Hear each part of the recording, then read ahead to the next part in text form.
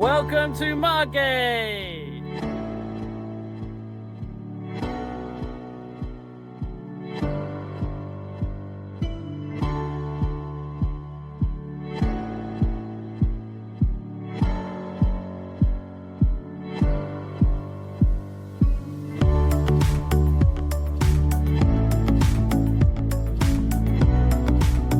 Margate is an absolute dump, or at least that's what everyone kind of tells me, and that's kind of what I kind of see like a consensus online that Margate just it had its like prime time. However, when we went there this time, we were shocked. Actually, we kind of like Margate. There's a lot of pretty things in Margate. There's quite a bit to do, and we think it would be absolutely fantastic holiday. But we were shocked at just how much we absolutely love Margate, and maybe one of the reasons for that is because of the sunset. But anyway, let's get started and the things you can do when you're in Margate. Obviously, the main attraction here in Margate is the fantastic beach, probably one of the best beaches in the UK. And now I haven't been to all of them, but I think that's just a general consensus that Margate here does have one of the best beaches ever. It's just a shame that after, like, you know, people started taking more holidays in Spain, this area did sort of take a nosedive in terms of people visiting. At the moment, I think this is a real shame because Margate Beach is absolutely beautiful. There's so much to do here, and this has one of the best sunsets you're ever gonna see, if you're lucky enough with the British weather, of course. So luckily, we managed to get an absolutely gorgeous sunset last night, but there was like a lot of clouds around, and the cloud did sort of take away part of the sunset, but still we managed to get this beautiful sort of like bluey orange sky, which looked absolutely gorgeous. And if you're coming to Margate, it is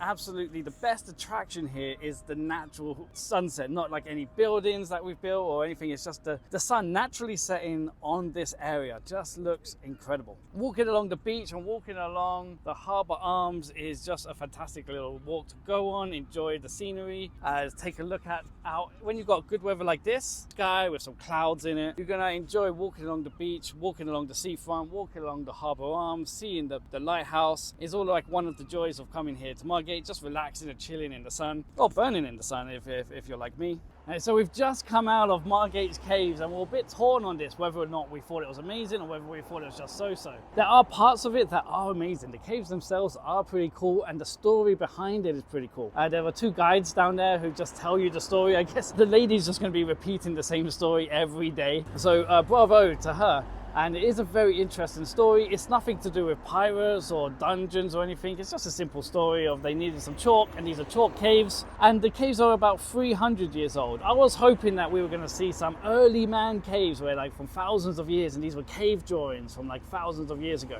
But the cave drawings are only probably about 100, 150 years old. And not so ancient, but still very cool and very fascinating to see. The part that we're only so-so on, it's a £5 entrance fee, and you can only really spend about 10 minutes down there. Once you hear the story, you look around a bit, one or two photos of the paintings, and then you just kind of leave. It's not like a vast area that you'll be exploring for 20, 30 minutes. You really only explore for about 5 minutes. But however, it is great, like if you're very hot on the beach and you want to come and cool down, because the caves are very cool inside, not very hot at all. So you can come here, relax, and get out of the heat. But it's up to you if you decide £5 for like a 10-minute exploration is worth it or not. So we were a bit torn on whether or not it was absolutely worth it or not. But the caves themselves were pretty cool. 5 minutes from the caves is the Shell Grotto, and I was a little bit worried when I only booked one night here in Margate, thinking we can't get everything done. There's actually a lot here, but the caves and the grotto are actually very small locations, which you're not gonna spend too much time in them. Again, the grotto, the Shell Grotto, is a very interesting place. What makes it more interesting is the fact that they're not sure who made it. There's like no mention of it before its accidental discovery, so we don't really know why it's there or who put it there or who built it. But either way, it's a very interesting place. It's a little bit creepy, but it's just a very cool place to come and visit here in Margate. It is very small. It's £4.50 entrance fee. You're not in there too long, so again, you need to decide whether or not you think that's too much money for something you're not going to spend much time in. But the photos here are a little bit more interesting than they are in the cave. I would say the grotto is slightly more interesting in the caves, but you could easily do both in one day. If you're here for a day trip, you could easily do both locations. And then there's Dreamland, the place where dreams are made. Unfortunately, when we got there, everything was kind of closed. All the rides were closed. Now it says it's open from 10:30 till 6. We got there at 5 and all the rides were closed. So, you know, when you are going to Dreamland, be careful that you're arriving at the the correct time, if you do want to go on some of the rides and attractions there, you are going to need to maybe arrive a little bit earlier. So we've been a little bit unlucky today. One of the last tourist attractions that most people will go and see there will be the Lido, Lido, or the Lido, which is the top of a building. So when you're driving around and walking along the street, it looks like it's at street level, but actually there's like a little bit further down, and it's the top of a building.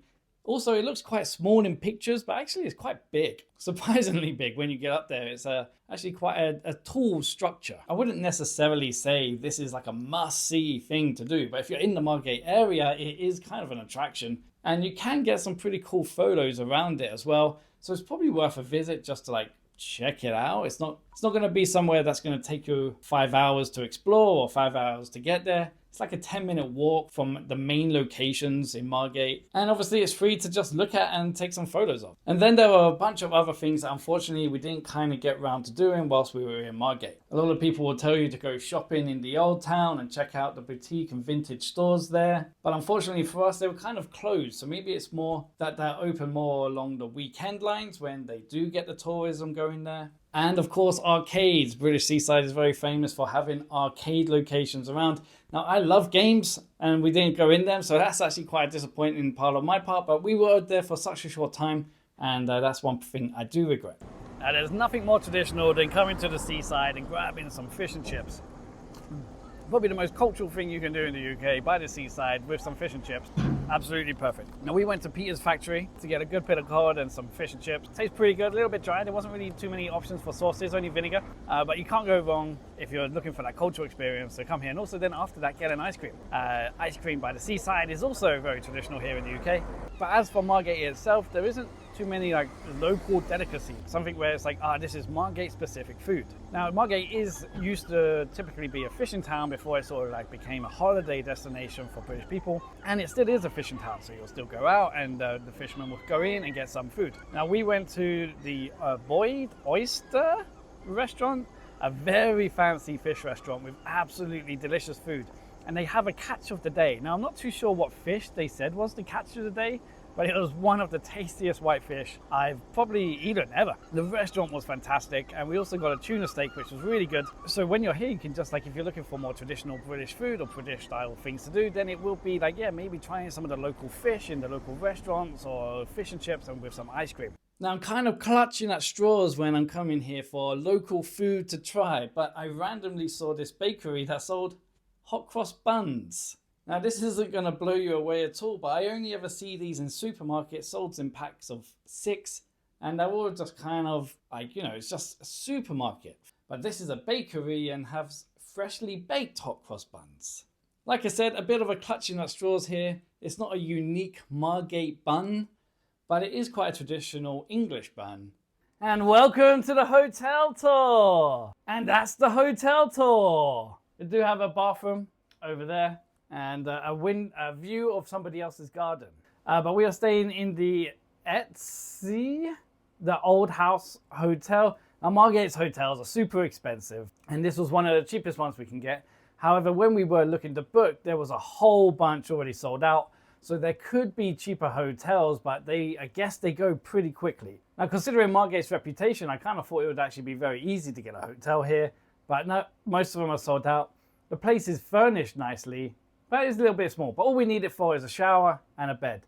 Now they did say on the booking app we used, Booking, it said they provided car parking, but there was no car parking space when we got here, so now we're going to have to pay a little bit extra for the car park. But getting into the hotel is super easy. You do have to download an app, and they send you a code, and that allows you to get into the front door and into your room. So Margate Hotel is actually is a lot busier than I thought. So if you are planning on coming to Margate, make sure you book a little bit in advance so that you're not left with the remaining hotels that are maybe a bit too pricey and don't necessarily offer everything you want. And I also feel like maybe Margate deserves more than 1 or 2 days. We stayed here for one night. We managed to do quite a lot yesterday, and today we're doing a few things before we continue on with our journey. But actually, Margate isn't like a rushed place. You're not meant to rush everything in Margate, like come here and do everything in one day. This is meant to be a relaxing place, like, chill on the beach for a day, maybe spend one day in Dreamland, and then you can check out everything else.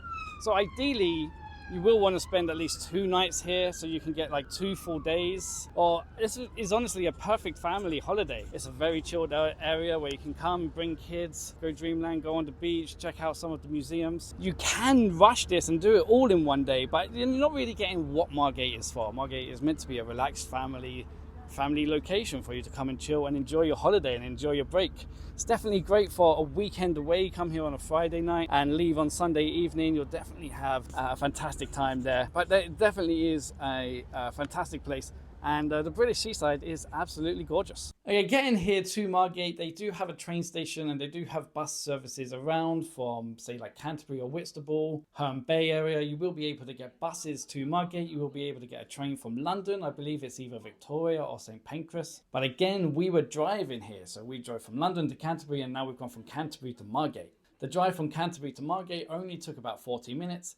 So that means if you're driving from London to Margate, you're probably looking at less than a 2-hour journey. Getting around Margate is best done by walking, which is great news to always hear because that means you're not going to have to spend loads of money on taxis or buses. However, there are taxis and buses around, but you're more likely going to use them if you're looking to get out of Margate and back into Margate. If you're in Margate yourself, you really don't need any other transportation other than your legs. And before I say goodbye to everyone, Margate is a fantastic place for photographs. So when we're traveling around, we like to obviously make videos and we like to take lots of photos.